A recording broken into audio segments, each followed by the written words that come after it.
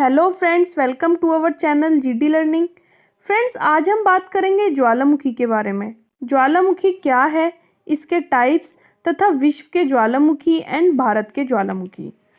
तो friends, video को अंत तक देखें और हमारे चैनल को सब्सक्राइब करना अगर आपको हमारी वीडियो अच्छी लगे तो। ज्वालामुखी जमीन में वह स्थान होता है जहाँ से पृथ्वी के बहुत नीचे स्थित पिघली चट्टानें, जिसे हम मैग्मा कहते हैं।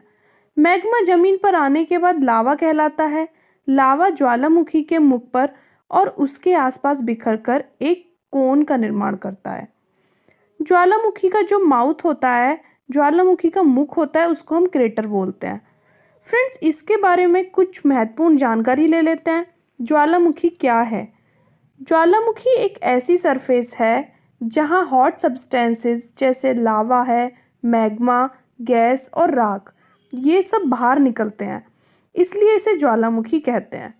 इसके द्वारा निकला हुआ लावा और इसके आसपास के सब्सटेंसेस काफ़ी गर्म होते हैं। ज्वालामुखी से निकला हुआ लावा एक पहाड़ का रूप ले लेते हैं, जिसके बाद जब भी ये सब्सटेंसेस इस ज्वालामुखी से बाहर निकलते हैं तो एक बड़ा विस्फोट का कारण बनते हैं, जिसके कारण आसपास लावा ही लावा नज़र आता है। लेकिन फ्रेंड्स, कुछ ज्वालामुखी ऐसे भी होते हैं जो शांत होते हैं।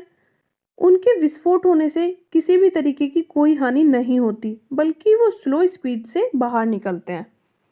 फ्रेंड्स, एक इम्पोर्टेंट बात, किसी भी ज्वालामुखी को तब तक जीवित माना जाता है जब तक उसमें से लावा तथा गैस बाहर आता है।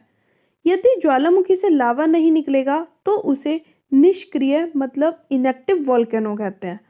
यदि कोई ज्वालामुखी 10,000 वर्षों तक इनएक्टिव रहती है तो उसे डेड वोल्केनो कहा जाता है। अब बात करते हैं लावा कैसे निकलता है। ज्वालामुखी के नीचे एक तालाब होता है जो लावा का होता है। ये जब बनता है जब धरती में एनर्जी जनरेट होती है, जब लावा प्रोड्यूस होता है। इसकी कोई समय या सीमा नहीं होती, ये कभी भी एनर्जी ज़्यादा होने के कारण फट जाता है। फ्रेंड्स, अब इसके टाइप्स की बात करते हैं। इसके 3 टाइप्स होते हैं: सक्रिय ज्वालामुखी, एक्टिव वोल्केनो, सुषुप्त, डोरमेंट वोल्केनो एंड मृत, एक्सटेंट वोल्केनो। सबसे पहले बात करते हैं एक्टिव वोल्केनोज की। एक्टिव वोल्केनोज उसे कहते हैं जिसमें समय समय पर विस्फोट होता रहता है, जिनसे लावा, गैस, मैग्मा निकलता रहता है। अभी संसार में इनकी संख्या लगभग 1500 है। ये हर जगह मिलते भी नहीं हैं। भारत में अंडमान निकोबार के बैरन आइलैंड में एक्टिव वोल्केनो है। फ्रेंड्स, संसार में कुछ इम्पोर्टेंट एक्टिव वोल्केनोज हैं, जैसे Mount Etna, Italy, Vesuvius, Stromboli volcano and Ecuador's Cotopaxi. अब दूसरे की बात करते हैं, सुषुप्त ज्वालामुखी यानी डोरमेंट वोल्केनोज। ये वो हैं जो वर्षों से शांत या सोए हुए रहते हैं, पर इनके एक्टिव होने की संभावना रहती है। ऐसे ज्वालामुखी बहुत डेंजरस साबित होते हैं।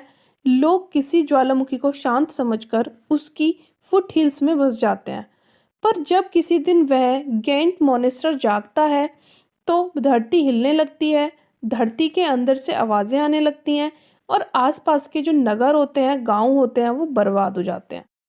जापान का फ्यूजियामा, जो संसार का सबसे सुंदर ज्वालामुखी कहा जाता है, ये डोरमेंट वोल्केनो के अंदर ही आता है।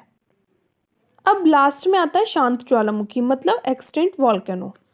ये वो ज्वालामुखी है जो युगों से शांत है और जिनका विस्फोट एकदम बंद हो गया है, जैसे अफ्रीका का किलिमंजारो, दक्षिण अमेरिका का चिम्बराजो, हवाई द्वीप का मिनाको एंड ईरान का कोह सुल्तान। ये सब डेड वोल्केनोज हैं। फ्रेंड्स, अब बात करते हैं विश्व के प्रसिद्ध ज्वालामुखी कौन कौन से हैं। पहले आता है माउंट विसुवियस।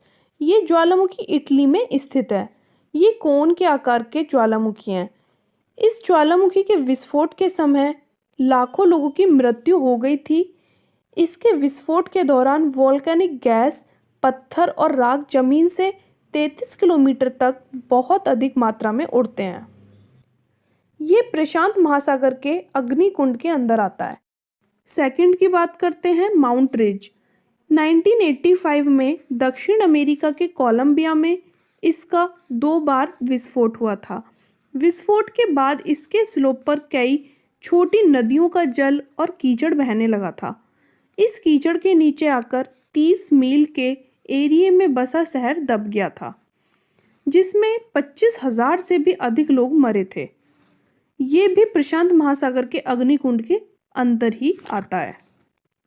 अब आता है माउंट प्ली। इसका विस्फोट 20वीं शताब्दी का सबसे घातक ज्वालामुखी विस्फोट माना गया है। इसका विस्फोट 1902 में हुआ था। ये मार्टिनिक और कैरेबियन के एक आयरलैंड पर स्थित है। इस विस्फोट में 30,000 लोगों की मृत्यु हो गई थी। माउंट प्ली में अंतिम विस्फोट जो हुआ था वो 1932 में हुआ था। अब आता है माउंट क्राकाटोआ। ये इंडोनेशिया में स्थित है। कंपोजिट ज्वालामुखी इसको कहा जाता है। 1883 में इसके विस्फोट के साथ सुनामी भी आ गई थी और लगभग 35,000 लोगों की मृत्यु हो गई थी। फ्रेंड्स, माउंट क्राकाटोआ का अंतिम विस्फोट जो हुआ था वो 31 मार्च 2014 में हुआ था। लास्ट में आता है माउंट तंबोरा। ये इंडोनेशिया के 100+ ज्वालामुखी में से एक है। 1815 में इसके विस्फोट का बहुत बुरा प्रभाव पड़ा था।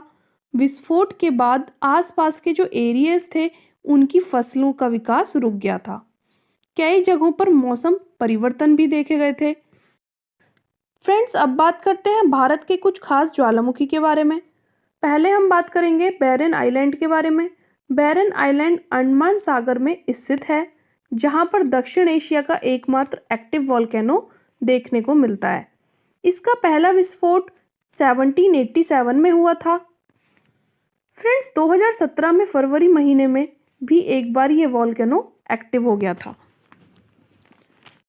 दूसरा आता है नरकादम आइलैंड। ये भी अंडमान सागर में स्थित है। एक छोटा सा आइलैंड है जिसकी ऊंचाई एवरेज समुद्री तल से 710 मीटर है। दोस्तों, तीसरा आता है डेक्कन ट्रेप्स। ये डेक्कन पठार पर स्थित है। कई वर्षों पहले यहाँ पर ज्वालामुखी विस्फोट देखा गया था। फोर्थ पे आता है बर्तंग आइलैंड एंड फिफ्थ पे आता है धिनोधर हिल्स। ये गुजरात में स्थित है, जहाँ डेड वॉल्केनो पाए जाते हैं। अब लास्ट में आता है दोशी हिल। ये हरियाणा में स्थित है। इस पर भी डेड वॉल्केनोज देखी गई हैं। तो फ्रेंड्स, ये है छोटा सा टॉपिक जिसको हमने अच्छे से समझा। इससे एग्जाम में भी क्वेश्चन बनने के काफ़ी चांसेस रहते हैं, तो इसको 1 या 2 बार अच्छे से देख लीजिएगा।